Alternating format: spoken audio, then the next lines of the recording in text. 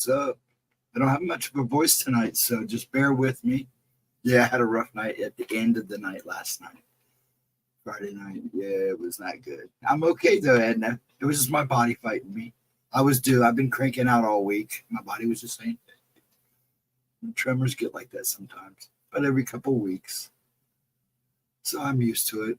I'll have problems talking probably tomorrow, but it'll be fine. The way it goes, I've learned the deal, but I'm good. How's everybody tonight? I hope everybody's having a good weekend. I will start the videos at 12:30. We're going to do a demon in the forest one first. It says part 1, but I couldn't find part 2, but we'll see.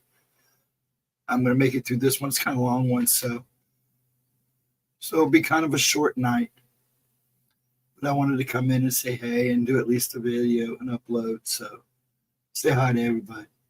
Everybody know I'm alive, especially Miss Edna there. So she was worried about me. Said she was trying to be quiet. Bless your heart. And I am good. I'm smiling. Just wish my face would grow back. I kind of miss my face. But I need to do it. I am doing better. I'm good. Just my voice now. It was about due. I was due for issues. It happens. It's starting to show kind of a pattern now. Sometimes it goes away for a while, and then it does a little pattern, and then it goes away for a while and does a little pattern. It's life. It's what I've dealt with since I was 2. So, but yeah, I'm good. I am good. A little hard talking. Like I said, we'll probably do one vid tonight, an upload, and I'll probably keep it a short night, get some rest. I want to take Dad down to good old Pops. He wants to go home. Oh, see what I mean? He grew up in Chillicothe, and there was a video out of this guy going through this. There's a railroad bridge above, and then there's a tunnel, a walkway, they used to drive it. I don't know if they still drive on it or not. And that creek right beside it, where years ago, supposedly a lady put her baby. She was going to commit suicide, and then she changed her mind. Well, she changed her mind at the last minute and got hit, and her and the baby died and fell in the creek, and it was awful. Anyways, my dad knows where this place is at. It says pretty creepy, so he's going to take me tomorrow. We'll film. We probably won't be late. It'll probably be a daytime thing. So we'll see what happens. Hopefully he gets up and he's in the mood to go. I'm in the mood to go. But hello, Ratro, Edna. I'm sorry. Since you're only 2 on the board. I hope everybody else that's watching is doing good and having a good night and a good weekend. Please make sure you hit that like and subscribe. We're down to 3 people again, so that's fine. Yeah, a lot of people come in, and I even make it a point now to let people know it's just me. They come in thinking Gemma's going to be here, but that's okay. Excuse me. And I'm jerking again. Fix that. There we go. Much better. See if it cleared up. Yep, there we go. Much better. Yeah, we're going to go do that. We won't be going long. I mean, Chillicothe's about an hour drive, give or take. He'll go down there long enough. We'll go down and hang around. And then he'll want to come home. And then we'll go down during the week to go see his sister. So, yeah. Hello, Mr. Jarvis. How are you today? I hope you are good. I was surfing the net. Got a huge list of paranormal topics, and they're linked to the wiki page. I will take a look and see if there are any useful suggestions. There are probably a lot of the same. Pretty much everything's been hit right now, unless something more recent's happened. But there's a ton of stuff out there. Oh, yeah, you could be going for years with all the weird stuff that's going on in this world over the decades. I'm sure there's tons of it. So, yeah, and we're not even talking about this country. We're talking about the whole world. Fidgety too, so forgive me.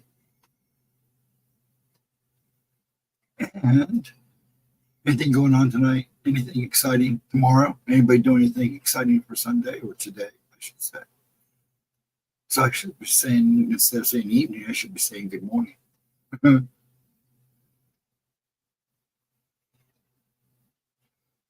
As I lean into the camera, we're like super fidgety. It's going to be another interesting night. Last night wasn't too bad until about probably about 3 o'clock. Well, and then I woke up cruising like I was doing 80 on the highway. 80 is fast for me, so yeah. But I'm ready to go to the paperback. I'm not used to this. I'm here to come back a little bit longer so I can actually do something with it. It's in that in between stage. You got a new razor blade. Yeah. I just shave it down to nub. This time I went ahead and gave it the old razor blade. I don't do it too often, but I can do it sometimes right before winter. I do Santa Claus, so I like my beard all nice and bushy.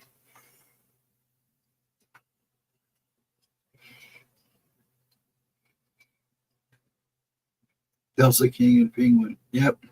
I do 2 episodes behind, so it'll be nice. And every time I watch it from the beginning and just watch it straight through. You up to the new episodes. That way I'm constantly refreshed. I do that. I'll probably do that tomorrow night.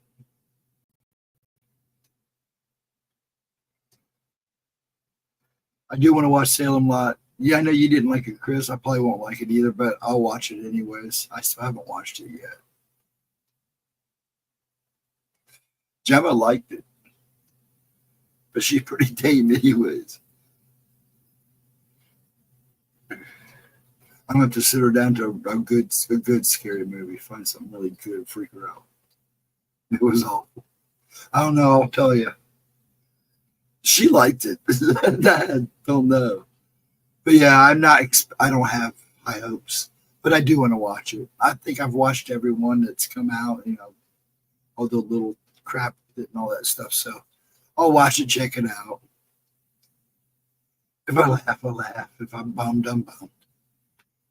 That you never can touch the original anyways. And I remember when that aired. I made sure I was even home those nights to watch it.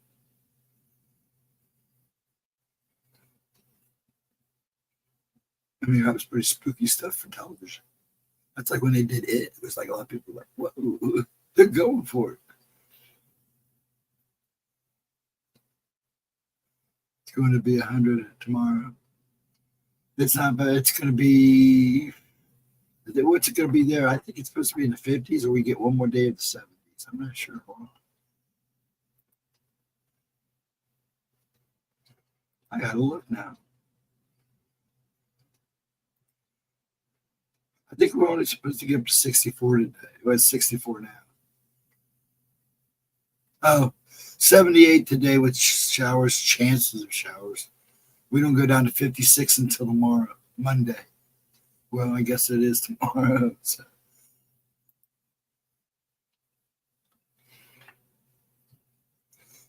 Even the remake they did about that. Yeah, it was back. Yeah, it was a little. Was it really better than that one? Yeah, I'll check it out and I'll make a call. I just haven't watched it yet. I'll probably watch the original because they have both on HBO. So I'm going to watch the original first, then I'll watch the new one, and it probably won't even compare. But heck, it'll be interesting to see all the damn changes. Right, why they're fresh in my mind.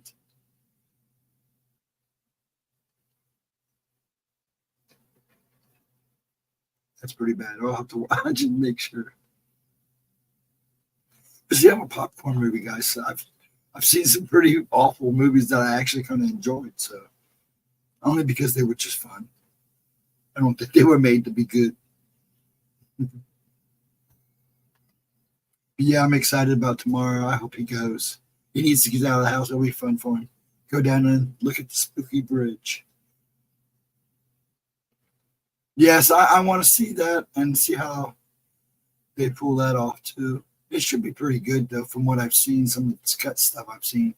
I don't try to watch too much of that stuff. That way, I go in with kind of a clean slate. I hate some anymore. They just give so much away. I don't want to see half the movie before I go see the movie.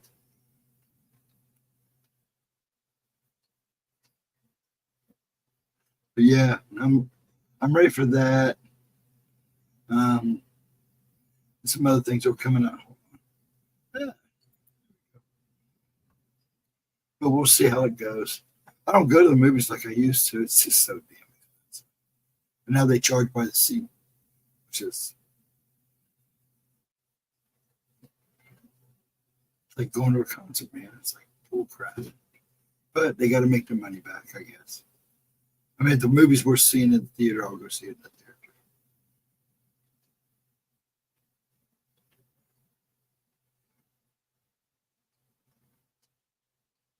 Yeah, well, I think a lot of that Crow remake is him and the writing for that was just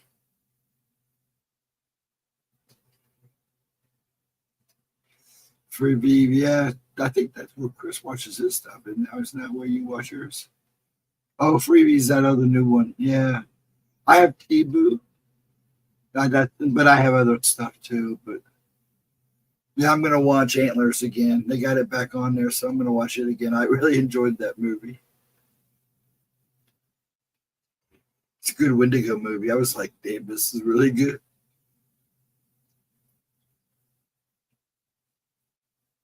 And then Gemma got into the Penguin. I'm so happy. She right off into that. Oh, that's right, Shadowbox. I think that's what my son uses is Shadowbox. I'm pretty sure that's what he uses. I'm patient. When I have the time, I'll watch what I need to watch. Like I'm still trying to get caught up on about 15 series. It's kind of hard with it.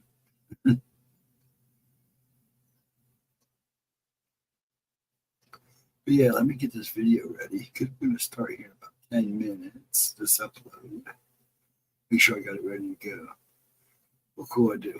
Cool breeze. I'll like to set it up here real quick. It's ready. It's just up. Make sure it's all set. Come on, why are you doing that? Let's do this tonight. I'll probably have to leave. I've had a weird setup. I don't think it's my internet. I think it's actually StreamYard. I may switch it because, man, StreamYard kind of sucks now. And it went up. I didn't watch Wendigo movies because they don't portray them. I know, but this is such a good movie. I thought it was pretty cool. I know what you're saying, but yeah, I still enjoyed the movie. That's your decision. Just like I don't watch a lot of movies you like. So yeah. But yeah, I like this. It was a good movie. A lot better than I thought it'd be.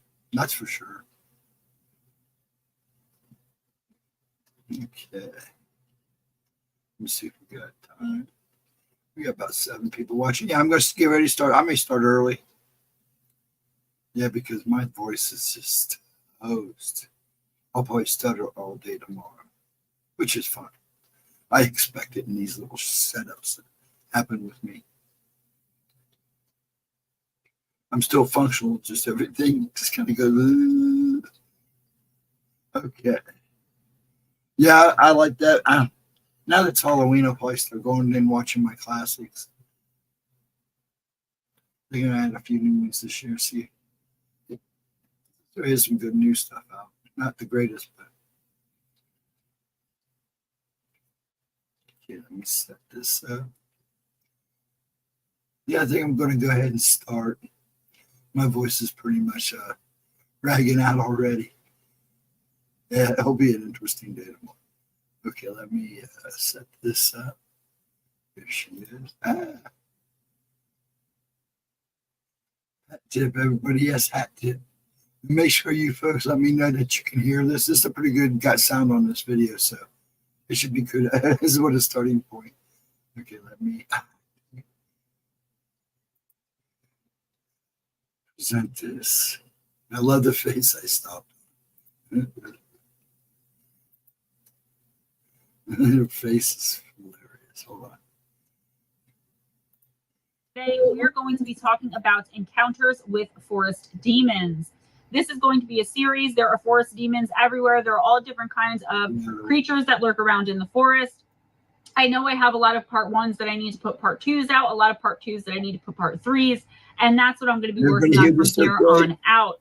So I'm in the middle of revamping my setup once again. Here is the green screen that's been there for 8 months. I know I have my sticky notes, but that's all for work, so I don't forget what I'm doing with y'all, right?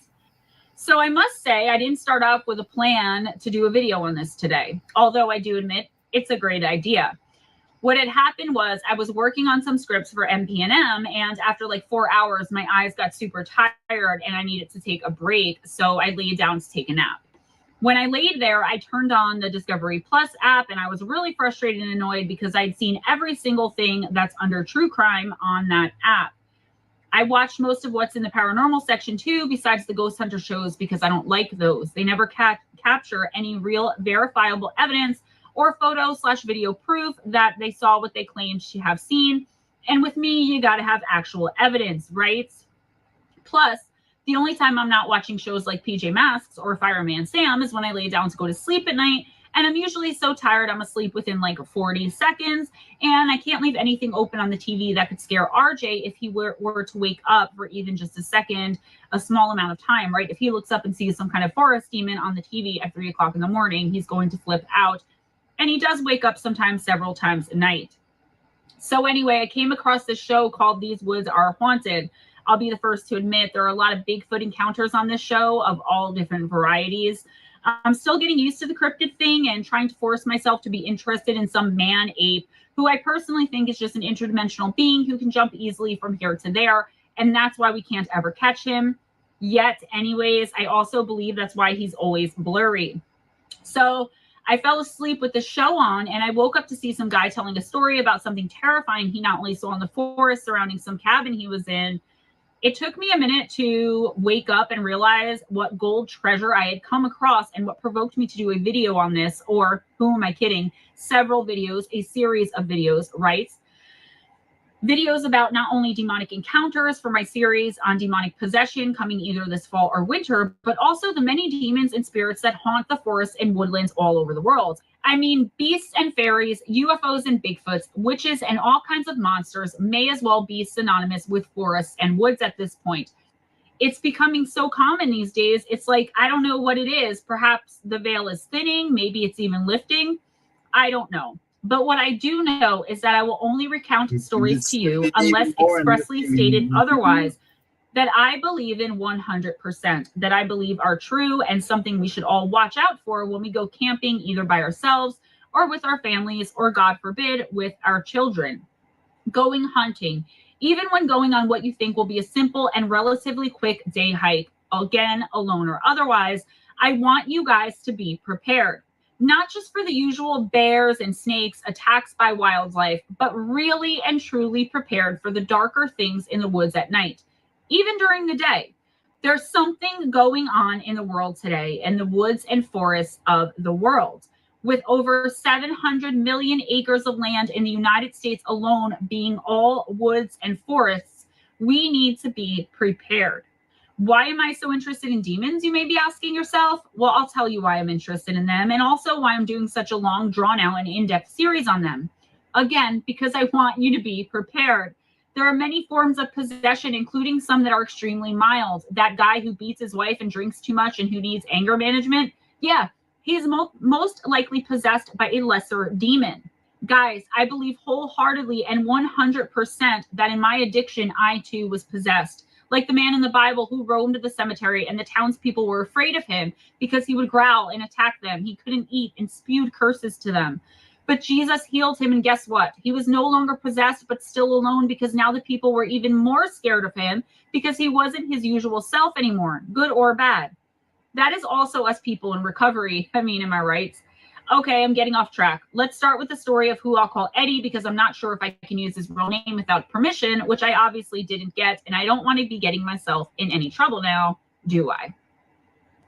When Eddie was 11 years old, he lived in Colorado with his mom and stepdad. The family had a cabin about 7 hours away from their home in Red River, New Mexico.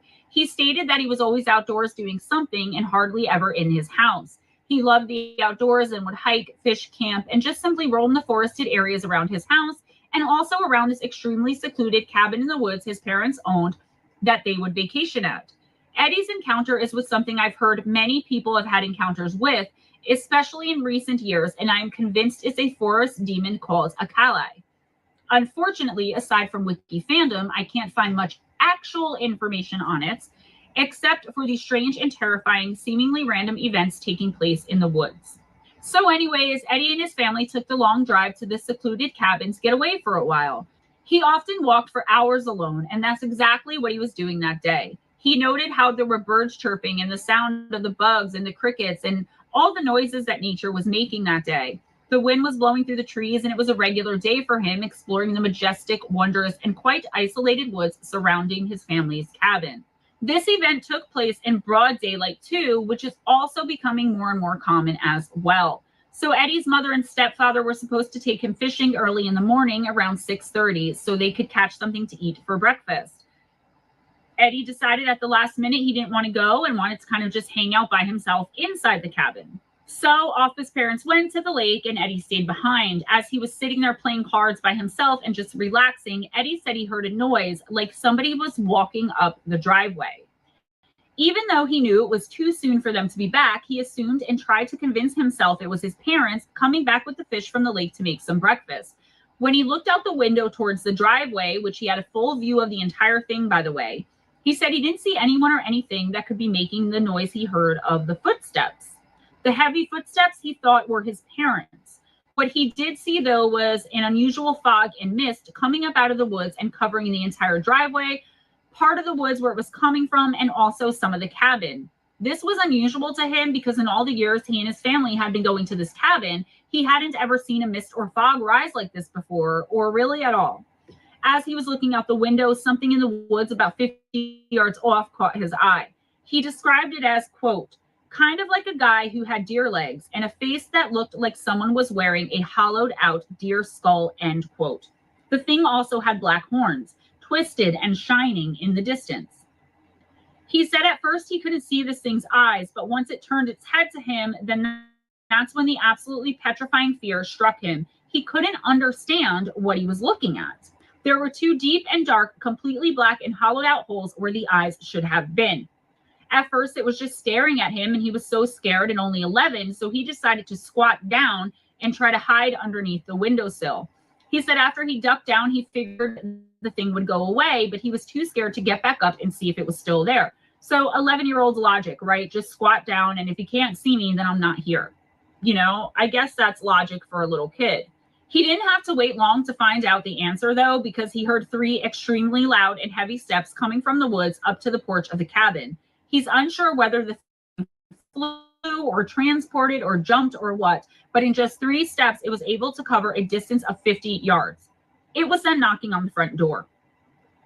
The knocking got louder and louder and more persistent as time went on. Suddenly, he heard his mom's voice asking to be let in. He knew it wasn't his mother and figured she could just let herself inside if she needed to, because obviously she had a key to her own cabin. Then the voice wasn't asking anymore, it was demanding. Don't make me ask again, it said to him. This thing would pound on the door harder and harder each time. Eddie silently refused to let it inside. It was like his mother's voice was playing very slowly and somehow backward on a tape recorder and asking to be let in and threatening him not to make her ask him again. Eventually, the creature/demon was physically kicking the door but couldn't gain entry. I right away thought of the black-eyed kids and how they are constantly at your front door demanding entry. However, that theory came to rest later on in Eddie's story, as we will eventually see. As suddenly as it started, the banging stopped and there was no sound. He heard footsteps walking off the porch and a kind of demonic chuckle. Suddenly, all was quiet until eventually Eddie's mother and stepfather came home when he was still hiding underneath the windowsill. As you can imagine, the 11-year-old kid was quite frightened and shaken. He asked them if they had seen anything or heard anything strange while down at the lake and began to try and explain to them what it was he had seen and what had happened next. They said they hadn't seen or heard anything unusual and tried to reassure him that there was no creature like that which existed on this planet, and that maybe he was just falling for a trick of the mind, and perhaps he had been a bit traumatized seeing some regular animal tearing apart or eating a deer or something, and his mind kind of made up this thing. This makes absolutely zero sense, but okay. What about the pounding on the door and trying to mimic your voice, Mom? But I digress. Eddie said he didn't think he would ever see the creature again, and he moved on with his life. What I was wondering, though, was like, was this forest demon thing just messing with the young boy? Because we will very soon learn that it didn't need permission to enter a home. And I'm sure with its heavy hooves and supernatural strength, which all demons are known to possess, how did it not gain entry by kicking and banging on that door? Also, it doesn't need a door to get inside a home either, as we'll see in a little bit. Eddie said that as his life went on, he thought about that day here and there, but not really too often, and less and less. He would tell the story around the campfire or when visiting the cabin with other family and friends, but it became somewhat of a ghost story, a legend his own mind had convinced him he had somehow made up that fateful day when he was 11 years old. As he got older, Eddie continued taking solo hikes throughout the woods near the cabin and elsewhere. On a beautiful day in May, 6 years later, when he was 17, Eddie was still undeterred and infatuated with and captivated by the woods and natural forests of North America. And on this day, he was in Montana. He was on a 37-mile hike on the top of the Madison Range, about 12,000 feet in elevation. He was planning on hiking from peak to peak and explained that there was no one else around because this particular spot, these peaks he was hiking, were unknown to most other people. The first thing that led him to believe something was wrong, he said, was that all of a sudden everything just stopped. Does this sound familiar? We see and hear about this all the time. It even happened to me with my Glimmerman encounter. It was as if somebody had flipped a switch and suddenly there was no noise at all. Not the sound of the wind in the trees or the birds. The crickets had stopped, and there was also no wildlife at all within his line of sight. No birds, chipmunks, squirrels, deer, nothing. There was absolutely nothing but the quiet and stillness of these dense woods. Eddie said he suddenly got this really anxious and panicky feeling and knew he was being watched by something. When he looked over and saw something looming in the distance, lurking and just staring him down, he thought maybe it was just some, quote, Montana people, end quote, in the woods, playing jokes on people and trying to scare them.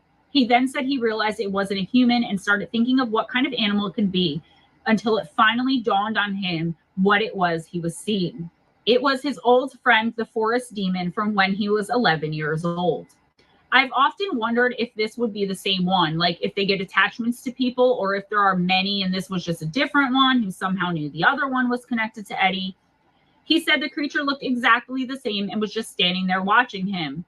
This is when he says he finally realized he had actually seen and experienced what he had convinced himself he hadn't back when he was just a kid. He went on to say that in the literal blink of an eye, the thing disappeared. He waited 10 minutes to see if it would come back or reappear and show itself to him again, but it didn't, so he started to continue on his hike. He had the feeling, however, that the thing was definitely still with him in those woods, stalking him and waiting for the right moment to attack and or approach him. He had left his car behind at the beginning of the trailhead, which was very far away for how late at night it was, and he didn't want to walk the distance to be able to drive home and leave the forest with the demon behind him. I personally don't know how he let himself just live with this with almost no reaction and seemingly no fear as he continued to roam the woods alone after the first encounter, and then decides to stay the night in the deep depths of an isolated forest all night with nothing but his campfire in the moonlight to show him what was possibly lurking around him and his camp, but once again, moving on. So, Eddie stayed the night in the woods only hours after another encounter with this demon thing, which, by the way, he knew was following him around now. He did say, though, that after seeing this thing, he was extremely fearful that it was going to come for him again, and this time make some kind of contact to attack him in some kind of way. Nothing happened, though, and he finally was able to fall asleep in his tent. He said that this night was the first time he had ever had a nightmare about this creature, and that he had continued having them from there on out, when he had never even had nightmares about anything really ever before. Now they would become a regular occurrence. In this first one, though, he remembered he was laying in his tent and sleeping in his nightmare as well as in real life. And the forest demon was roaming around right outside of his tent. He tried to remain perfectly still and completely silent, but then all of a sudden the beast ripped through the tent and killed him. It killed him in his dream. When he woke up the next morning, he was afraid to be alone, and he said he knew that this thing was not only around him, but that it had definitely attached itself to him. Eddie says he knows the thing is constantly lingering around him, and he can sense and feel its presence constantly. He then goes on to bring his friend, who I will call Casey, who explains in detail her encounter with this demonic forest being. Eddie was visiting her and staying the night at her place when it happened. She stated he always stayed at her place when he was in town, and although they were nothing more than friends, they slept in the same bed. They were extremely close. So this one night, he was at Casey's house a couple of months later after the incident while hiking in the woods in Montana. He said the thing became more and more violent the more he interacted with people, almost like it was jealous of anyone he spent too much time with or started to care for. He may be onto something here because he cared a great deal for Casey and spent a lot of time with her at this point. This night, Eddie decided to tell Casey about this demon, but he only told her that he had, quote, a thing, end quote, which was attached to him. The way he said it, I can understand why she just laughed it off. Like, yeah, sure, you have this whatever thing. Mm-hmm. Also, Eddie seems to kind of have just allowed her to do so, to just laugh and shrug it off as if it were no big deal and not something she should definitely be aware of because of how dangerous it is. But okay, Eddie, dick move. Moving on. After having dinner and some wine and hanging out that night, Eddie had attempted and failed miserably in telling and or warning Casey about this forest demon, which had attached itself to him and was most likely going to come after her. Out of jealousy, they decided to get some sleep. She said she had a hard time falling asleep that night, but that Eddie was in such a deep sleep, it was almost unnatural how deeply he had passed out. So as she was tossing and turning and trying to sleep, she felt something on the bed, which she describes as something like as if a cat were to have jumped onto the bottom of the bed while she and Eddie were lying in it. This concerned her at first because she didn't have any pets. She convinced herself, however, that she was either imagining it or half asleep, or that Eddie had just moved a weird way and it felt like it had come from the bottom of the bed. As she laid there and tried to not only sleep, but now put this very uncomfortable and creepy feeling out of her mind, something else happened. She had finally fallen asleep and was woken up to something touching her leg. She asked Eddie why he was touching her, but then realized he was still in this weird and unnaturally deep sleep, kind of comatose state thing. So it wasn't him. The feeling stopped and she chalked it up to whatever and goes back to sleep.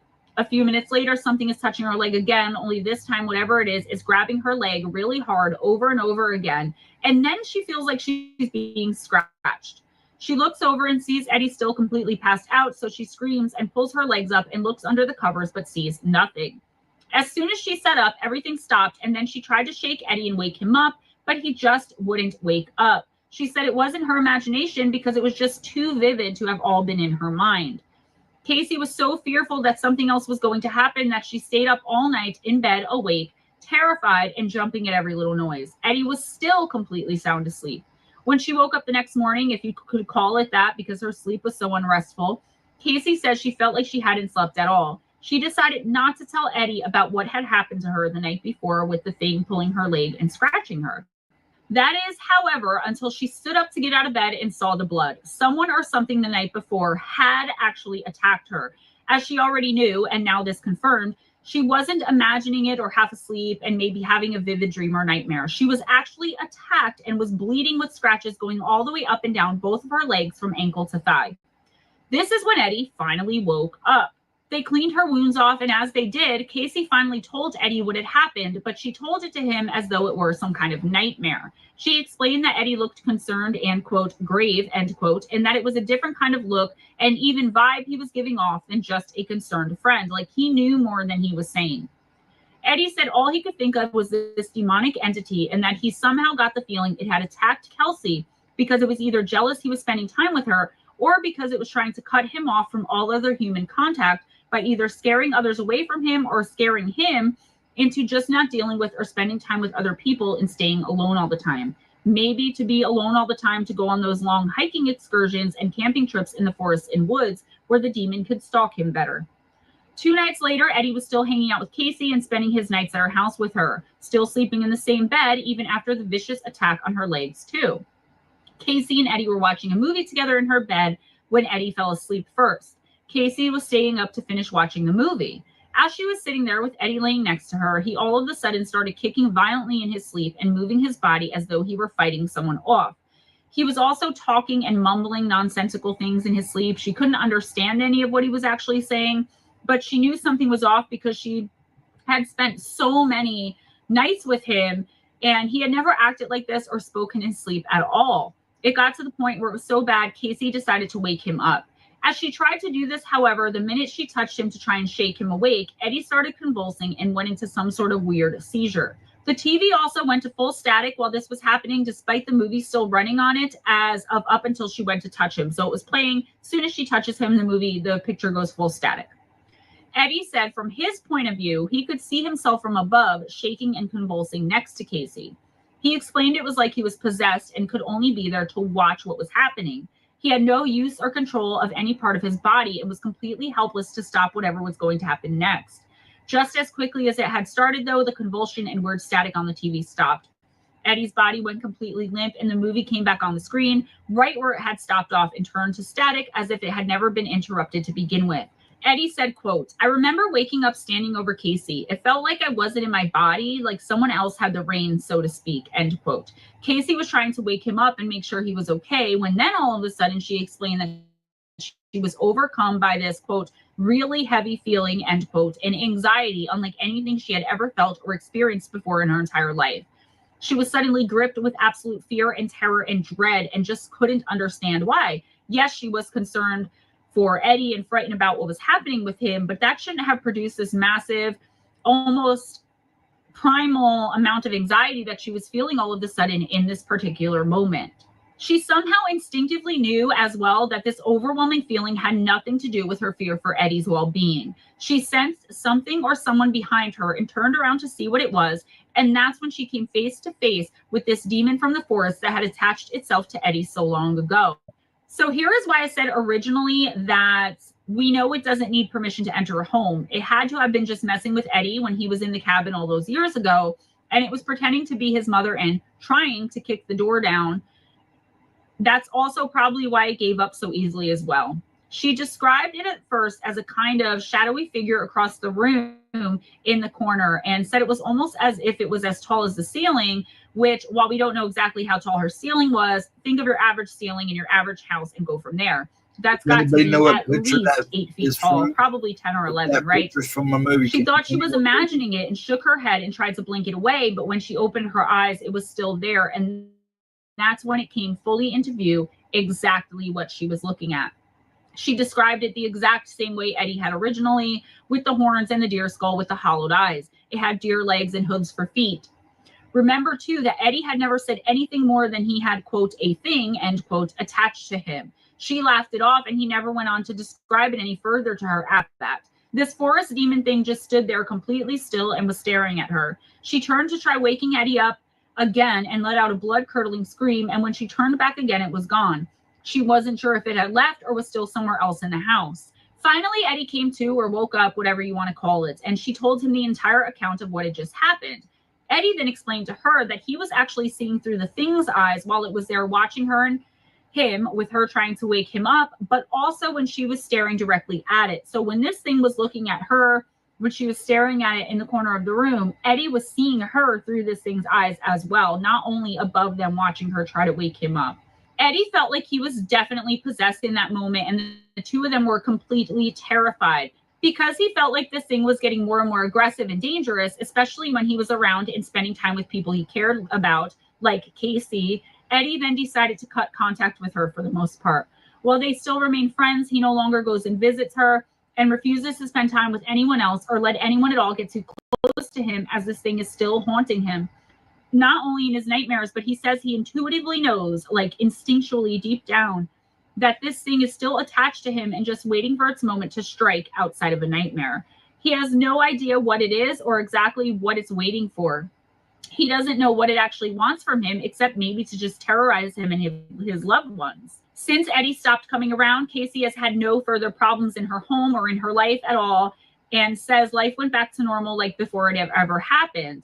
There are no residual effects left on her or her home. Eddie, however, now lives in fear and isolation. I don't understand why he doesn't search out exactly what this thing is, find out what the attachment is and why it chose him, but also, why doesn't he try to do something about it? Just listening to him talk about it, you can see he's a very traumatized person because of this whole ordeal, yet he continues to do nothing at all except sit and live with this thing attached to him, possibly attached to his soul.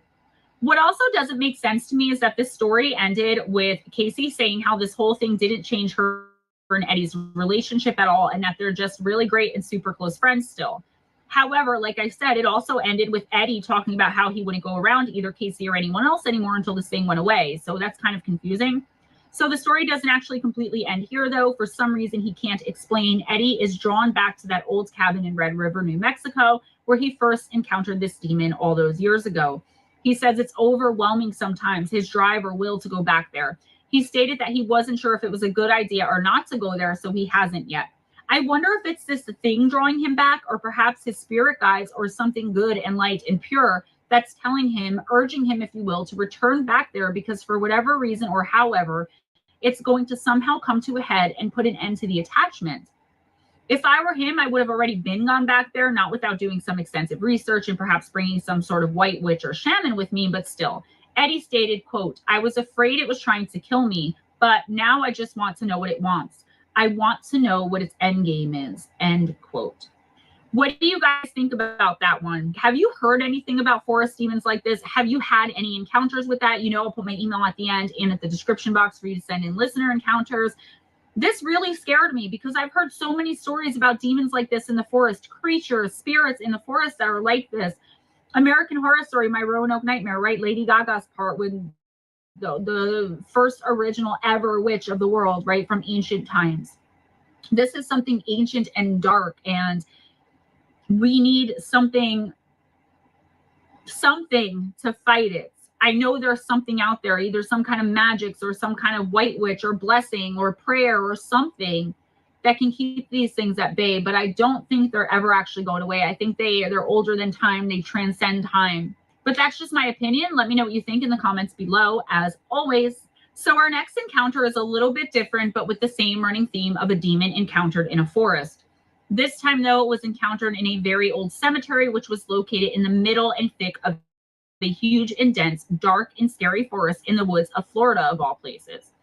I just want to let you guys know while it's on my mind, in case I ever get to say it in the end, I have enough for an entire series of not only demons encountered in the forest, but all different kinds of scary and dark entities, beasties, and creatures that people have come across in one forested area or another all over the world. Okay, so this is a story of 3 friends who were out one night looking for some fun and trouble, maybe some scares too. Maybe, though, they got a bit more than they bargained for, especially one of them who decided to be an a-hole and act disrespectfully towards spirit and their world while exploring a desolate and dark cemetery in the middle of the night. Just a friendly reminder to all you crazy kids, don't ever mess with something you don't know anything about, and never be disrespectful towards spirit in any way, shape, or form. It isn't a game, something to be played with or joked about. It's real and it's serious, and the consequences could be your own possession, death, soul attachment, or something much, much worse that your mind can't even imagine. Here it is. This next encounter takes place in Palm Bay, Florida, United States. This town is about a 45-minute drive from Orlando. 3 friends, who we will call Mike, James, and Jen, were all hanging out one night together at Jen's house while her parents were away for a weekend. Mike and Jen are dating, and James is a mutual friend of them both, but has known Mike and been best friends with him since middle school. This happened in 2010 when they were on summer break before their sophomore year, so they're all freshmen. They were all in high school and were completely bored out of their minds, resorting even to trying to juggle to keep themselves amused.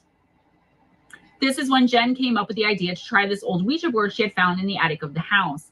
They were all excited to try it out, but upon reading the instructions, they realized they had a few hours to kill. It said they should wait until 3 a.m., which is the dead time, to try the board for the best results. It was only about 12:30, 1 a.m. at the time, and in the vein of how excited the guys were to try the board out, Jen came up with something else they could do while they killed time waiting for 3 a.m. to roll around. She suggested they go to this extremely old and creepy, completely isolated graveyard surrounded by deep, dense forests and woods, which was a little out of the way, but only a half-hour or so drive. So the guys admitted that they had been drinking a bit and their adrenaline was pumping, so they were amped up and ready to go and explore this graveyard. Mike specifically said he didn't believe in any of, quote, this stuff, end quote, meaning I'm sure ghosts and spirits and all of that stuff. So off they went, and again, according to Mike, quote, just looking for a good time, end quote. He explained too that this graveyard was surrounded by nothing but woods for miles and miles. So I reiterate, completely and totally isolated. James said when they first got there, he was curious but skeptical as he hadn't ever explored a cemetery before. He had been to them for funerals and that's it.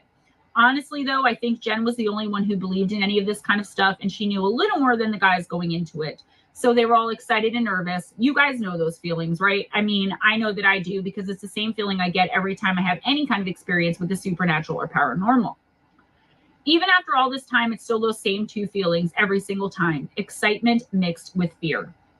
The three of them are walking around the cemetery and trying to scare each other. The first thing James said he noticed, though, was not only how old the dates on the graves were, and the fact that one part was a graveyard for children.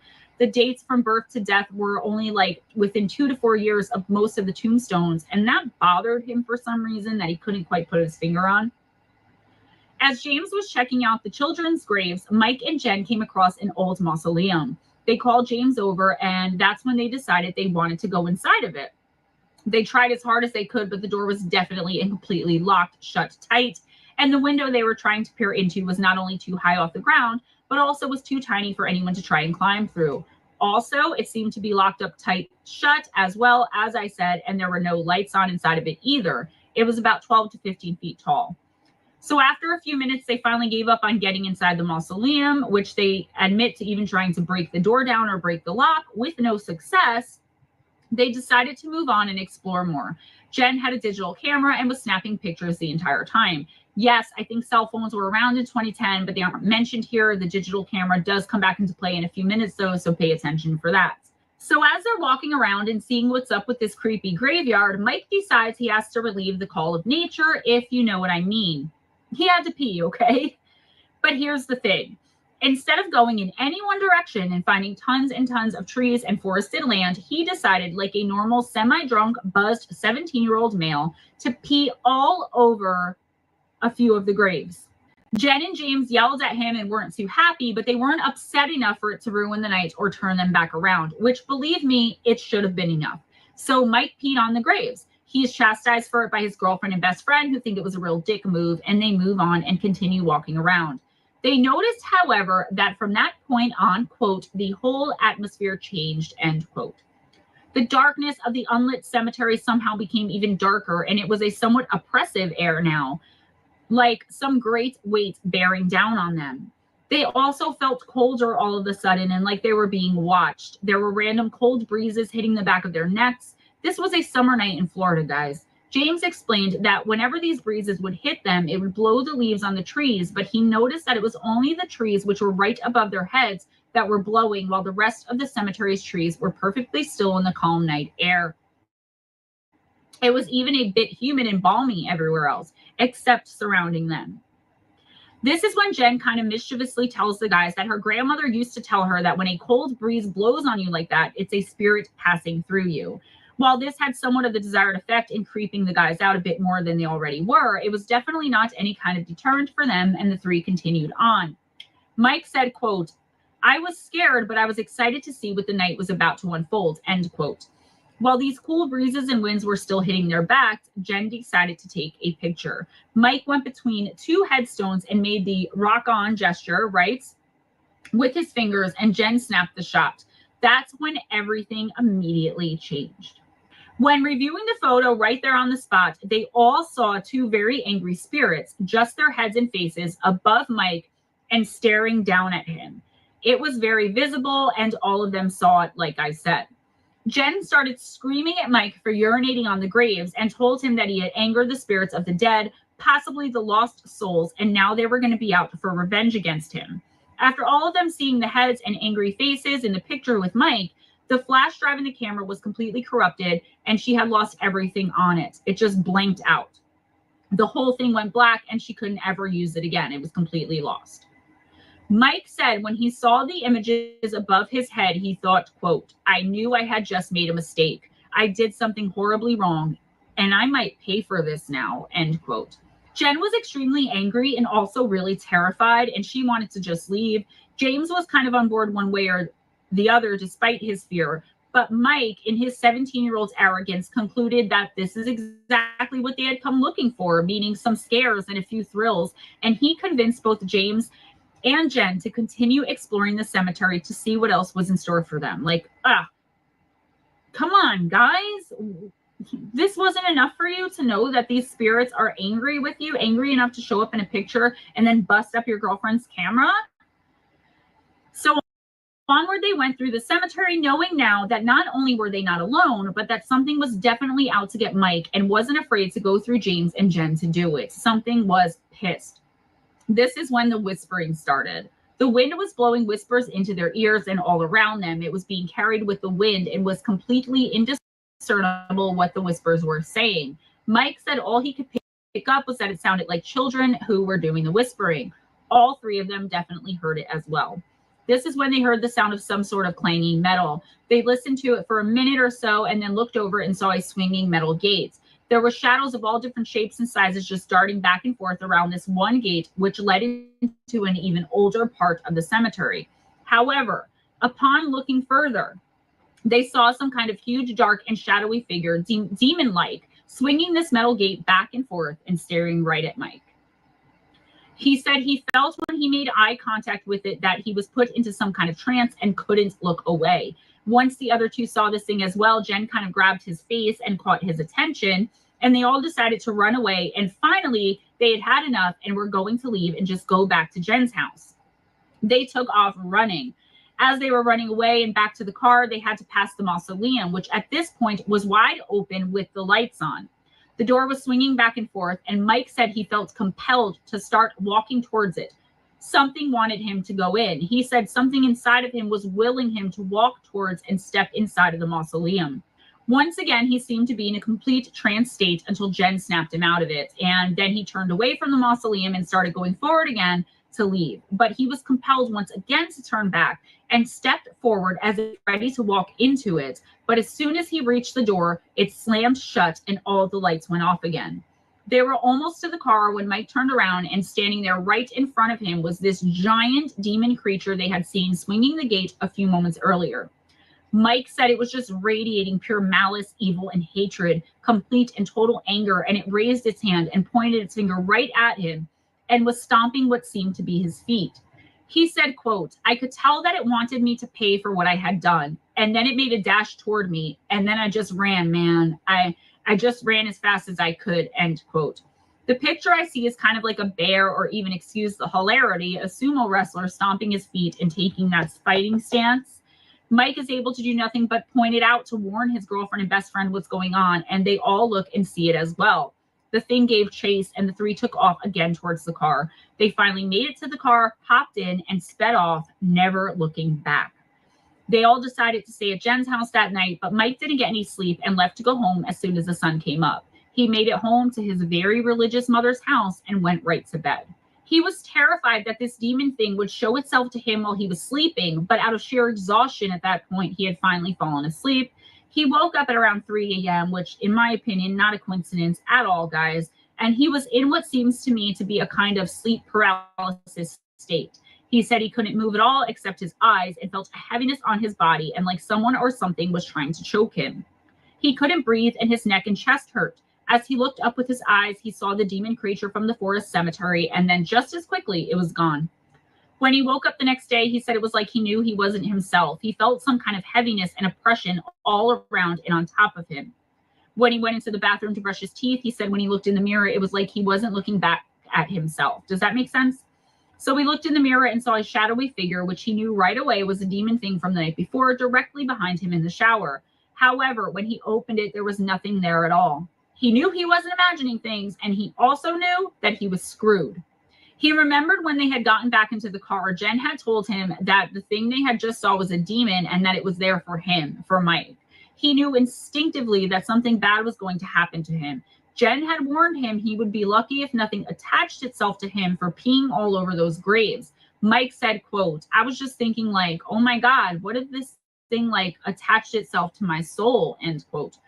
He said even though his mother was very religious and would believe and possibly help him, he didn't tell her right away because he didn't want to upset or scare her.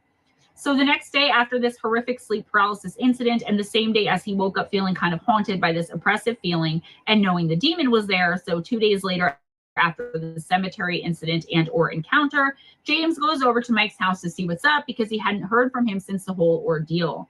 Mike tells James what's been going on and about how he's feeling and also about the nightmare. That's when James notices and points out to Mike the huge and long scratches running all up and down his neck, and they also notice his chest was all scratched up too. I'm very happy and relieved to inform you guys, although it shocked me because people always seem to try and ignore these types of things until they get way more out of hand than they have or need to, that Mike went straight away to his mother and showed and told her everything and asked for her help. Good for you, Mike. You finally made a smart move. His mother immediately called in a priest, and the priest looked Mike up and down and knew right away there was something evil going on. The priest prayed with Mike and then told him and his mother that he could feel an essence not only in the house, but surrounding Mike specifically, and that it was a demon.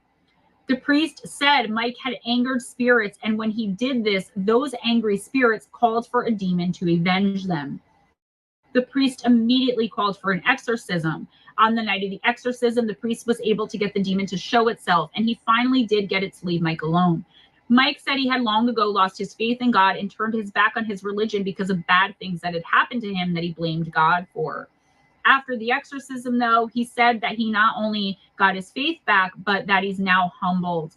He doesn't act impulsively anymore and respects things he doesn't know about, like graves in a cemetery and anything having to do with spirits in general. The only thing that he said about the exorcism that he kind of remembered was that he felt this extreme and intense hatred, rage, and anger towards the priest, and that his body felt like it was literally burning while it was happening, like literally legit on fire. Otherwise, he says he remembers nothing at all. Jen wouldn't be interviewed about it and doesn't even speak of it anymore, and I have no clue if she and Mike are even still together. Probably not, but who knows? That's all I have for you today, guys. I really hope you enjoyed this first video of encounters with demons in the forest. I might do like part 1 encounters, then part 2 the basics, kind of like I did with the shadow people, kind of like I'm going to be doing with Glimmermen and faceless humanoid entities. So I really hope you enjoyed this video. If you did, please give it a big thumbs up. Subscribe if you aren't already, and spread the love by sharing. Also, do me a big favor and check out that description box for some important links. Justice for Caleb Smith, the 2-hour interview Steve Stockton and I did on missing persons and mysteries a few months ago. We are trying to get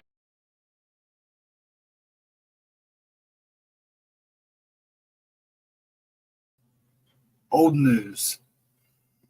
So how's everybody doing? Hope everybody enjoyed that. I'm probably going to cut it short tonight. Take it to about 1:30. I don't know, Anna must be mad at me, or she stayed awful quiet tonight. I probably look rough to her. She probably told me I should have stayed in bed. No, I wasn't in bed. I've been going all day. Bless her heart. And you're welcome, yeah. It's just a basic link, just to give you an idea of the story. I was born in the wrong part of Ohio. Everything I like is up further. Yeah, there's a lot more up here. You got Kings Island, though. But I mean, I know what you're saying. I worked in Pittsburgh area for a while. Communicating from Cleveland. Oh, geez.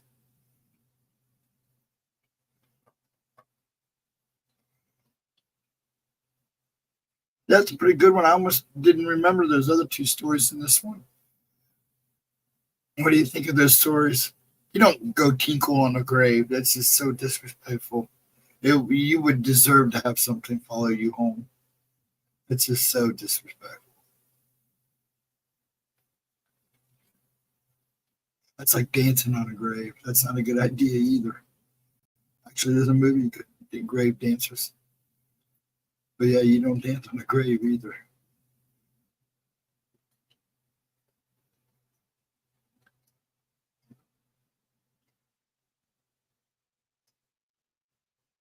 I wasn't sure if I was going to do another one. I was looking to see if she had a short one. Yeah, my voice is pretty much, it's going to be a fun day tomorrow. That's all right. Everybody will get me quiet. I'll just be driving anyways. I made sure my recorder was all charged and my other cameras all charged and ready to go. It'll be fun running around old Chillicothe again. Itching to go back to Wright Patman Museum. Maybe stop in Cincy. There you go. Wright Pat's pretty cool. We're supposed to have an air show here, but man, they're expensive. But yeah, I think the last air show I was at right now. That was wild though. Many months ago. A lot of live streams. Sometimes I wonder why doesn't Jade get that many views like the other ones. Well, on Saturday nights at midnight and Wednesday at midnight, it's just me. We just do that just to kind of fill in time. Plus, it gives me something to do. I don't sleep the best. And then, she does her video on, her upload on Monday at 11. I'll show that before I leave. And then we do Tuesday talk. But things are going to change. She wants to do more lives, so you'll probably see the only time she can really, other than Friday nights, and maybe if she gets lucky, interviews. She is live tomorrow night or tonight, I should say, Sunday night tonight, with Wayne and Michelle over at Michigan Paranormal, UFO Sightings and Paranormal. So you should go check her out on that channel. In fact, I should actually drop the link for it. Probably be a nice guy if I would. Let me get over there. Dun, dun, dun. Find it first. Stuff. I just had it. Yeah, I'm getting it right now there, sweetie. Give me a minute. If you are a female, I'm sorry. Let me get that. I'm trying to find the link now. I have it. I'm just going to pull up the video. But listen. I know I passed it, but no, actually. It should be over that.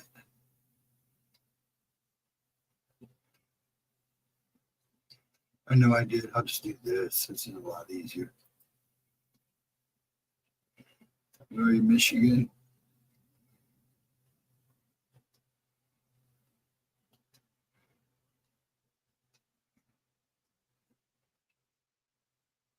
One second. Sorry for the dead silence. There we go. Give me a second. It's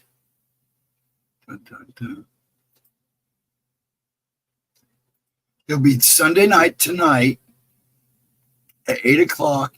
I believe it's Eastern time. Yes, it is Eastern time. Here's the link for it. Sub to their channel. They're a great channel. Here you go. Here's that. And then I will do this.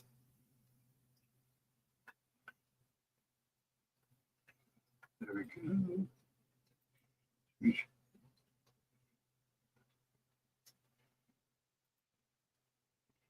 Nope, that's not it. Right here. And she will be there tomorrow night. So you got a chat already there. But she will be there tomorrow night. And then her upload for tomorrow. 1 second. Stop sharing.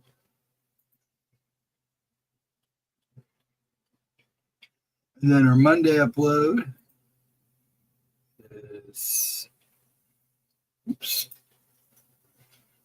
this. Let's get rid of that.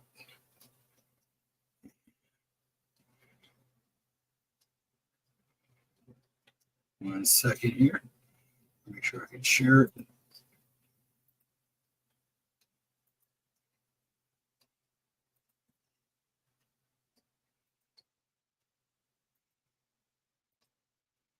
And that is our video for Monday. Look at that. Let me get that off.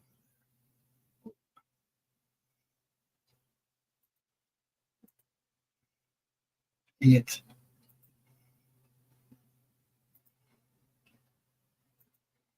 Okay, much better.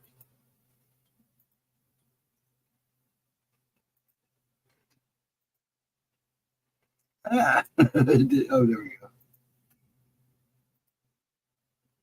And then this is her video for Monday.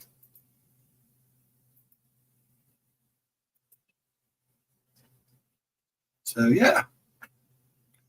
What did I miss? She gets views. A lot of her views seem to come up afterwards, especially her Oracle videos. It's like everybody watches afterward, which is because it's highly possible because a lot of people stream Friday night. So, but she also has what they call ghosts, so it's all good. But yeah, that's Monday's video at 11. And then, like I said, she'll be on with Wayne. And I put that link in. Oops, I didn't put the link in. Ding dong. Here we go. There's the link for Wayne and Michelle. Michigan UFO sightings. Sorry about that. I thought I put it in there. That's for her interview tonight at 8. There we go.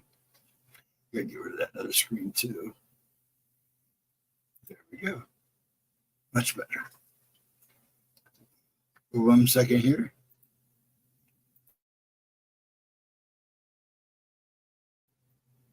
But yeah, there you go. There's the link for tonight's interview with Wayne and Michelle. It's always fun. So it should be a good time for about an hour or so. I know she's excited about doing it. Yeah, they're a good channel. They're good people. So yeah, you'll enjoy that channel.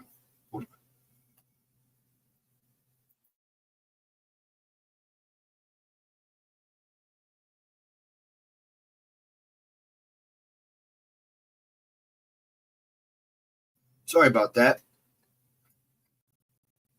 I'm calling it early tonight. I'm sorry, my voice comes and goes. Not too bad now. We'll see how long it lasts. But yeah, check those out. She'll be on tonight. And then some Monday. And then we'll be here Tuesday. Me, her, and Ryan. I don't know if we have any guests coming on yet or not, but we should have. On Tuesday at 1 o'clock for Tuesday Talk. At 1 p.m. in the afternoon, ET time. So anybody listening know the scoop. Yeah, we are working on that. It's just our schedule's kind of hard, so we want to make sure that when we have guests that she's here because it is her channel. So, but yeah, we have plans for guests and some stuff over on Rumble, so we can be a little bit more freer in our speech. I'm gonna post more videos of hers tomorrow night on Rumble. I usually wait till a bunch of them are ready and I just go over and dump them all at once. So I got enough now that I can go over and dump, I think, 3 or 4 or 5 videos. It takes a little bit of time to send them over, but yeah, there'll be new videos over there. Or just the latest one here because I'm all caught up now with all the past stuff. I may put some of her missing persons and crime cases over there too, because I think she wants to go a little bit more back into that too. We'll just see what she's got planned. So I've been talking to her off and on all day. So yes, things may change, but it'll always be here for Oracle's Friday night. So, and we're not sure if Pixie will be here Thursday or not. So usually lineup is before I leave, we go Monday 11 a.m. upload.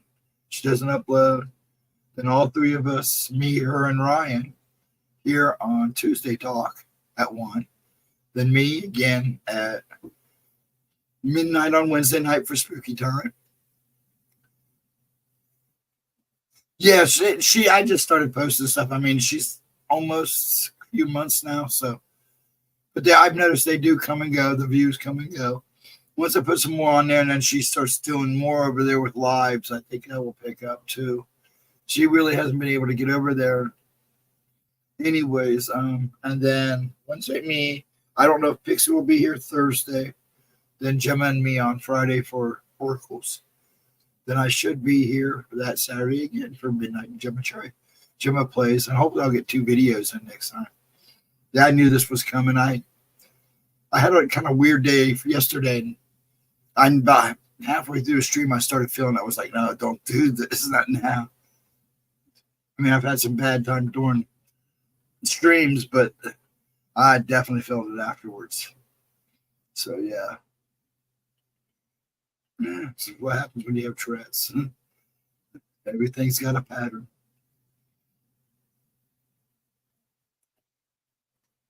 They're not many, yeah, and she'll get them. It's because a lot of it is just, I think when she starts streaming over there during the stream, she wants to do a lady stream. Have a good one, Latro. Yeah, I'm going to go back to 2 videos next week. I'm going to try to get some rest and get up with Pop and go down and see that bridge and hang out for a while down in his hometown. Then come home. I was going to do another one, but I didn't want to push my luck and start not being able to talk with you folks. Would suck. So, but yes, any other questions? I think I'm going to go ahead and call it for tonight. Sorry, it's a short night, like I said, but I need to get it chilled out here so I can at least be worth something for Daddy tomorrow, my pops. So, everybody have a wonderful day. Or I should, yeah, a wonderful day since it is Sunday. Enjoy your Sunday. No, they're not. But yeah, they say it always everywhere. But have a wonderful night tonight for Sunday, and I'll see you guys Monday at 11. I should be here. I'm always trying to be here for the upload, and we'll go from there, guys. Yes, have a wonderful Sunday. And I should see you guys on the flip side then. And what else? Oh, and if I do record this stuff and everything, I don't know if I'll preview it here for Spooky Time or if I'll upload it as a video onto my own channel. We'll have to wait and see. So have a wonderful night, folks. And I shall see